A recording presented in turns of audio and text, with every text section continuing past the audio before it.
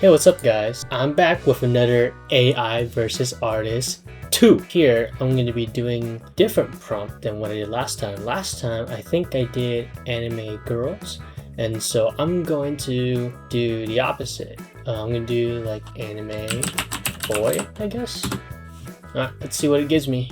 Okay, I guess I can work with this. If I'm being honest, you can see that there's something right here. Like, this is supposed to be the little string on the hoodie. It literally just morphs into whatever this thing. This looks like a mini belt. Like, it doesn't even belong here. Besides the point, it looks decent, I guess. I like the background, I like the lighting here, but this is the only problem I have with that. So let's see if I can do my own thing, but quote-unquote draw better than AI. Alright, so for my idea, I think I went with a little bit of my own thing by doing a little generic pose where the boy, he's just looking somewhere with his head tilted near his head to block out, I guess, something from hitting his eye with that little smile on his face. And I think it looks kind of amusing, I would say, and kind of silly, like a little goober. But anyways, they really try to make the character on the reference I'm doing is very just standing still. I don't really like how they don't make them do anything. Even if you put a certain pose, I would say they only can do like a small variety of it, which means that they can't really go out and do things correctly.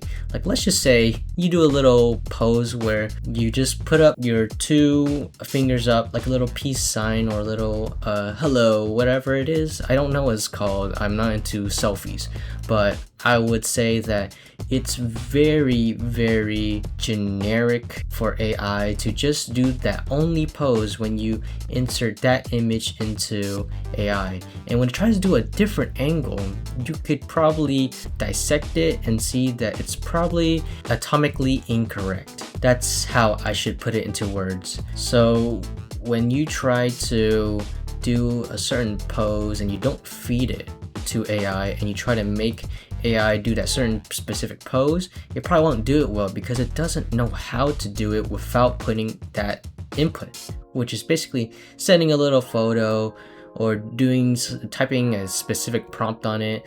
I guess that's how you guys do it. I'm not sure. As you guys can see, you probably notice how my hand is drawn wrong. And for that, I say you are correct because I guess I was not very aware of what I was doing because I think I was sleepy or I was tired. I don't know.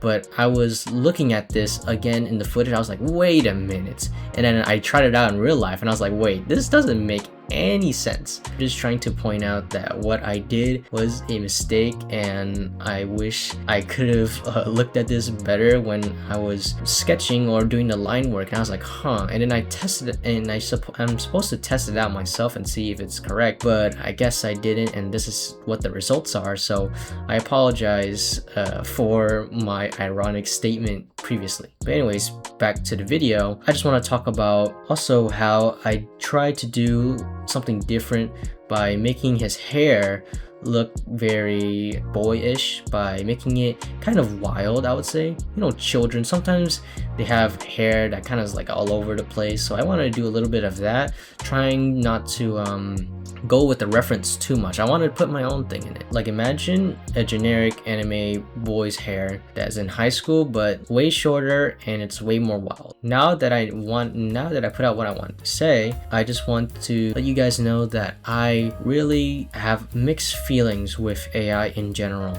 And when I say in general, I mean overall of the functions and uses of AI. I do not discourage or encourage the use of AI in art. Like, let's just say, for example, if I wanted to reference something that is a lot more abstract, a lot more interesting, a lot more like, there's a certain thing where you combine two things and it's creative or original, or if that's how it goes, then let's just say if I use AI and I was like, okay, let's say at the top of my head I could put angel plus robot, and there's probably people who done robot angels, but I haven't seen it yet. So let's say if I put it into the prompt, and then voila, there is something that is I've never thought of before, and I just look at it, I'm like, oh, that's interesting. What if I can just use some of the elements, not exactly all of it, because in some of the materials that they use or to showcase that material, they try to mimic, let's just say, metal. Sometimes the metal will not look exactly accurate because of how AI is. Like, they are not very detailed.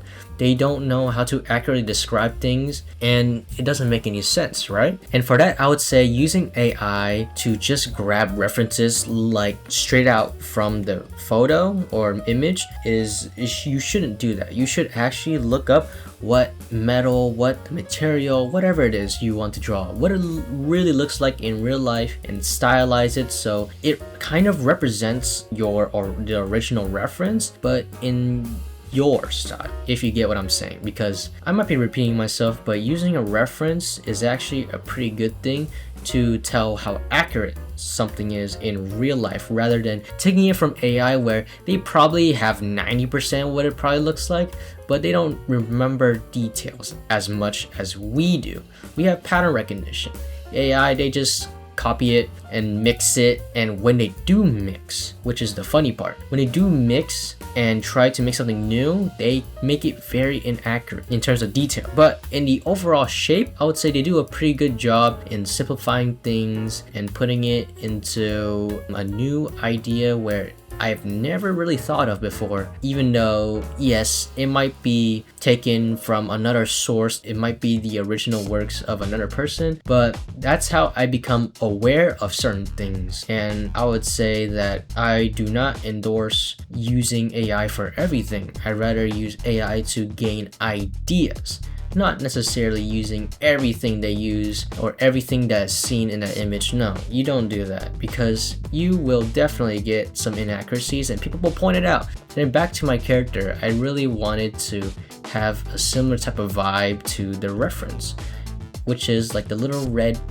glow on his face or his outline.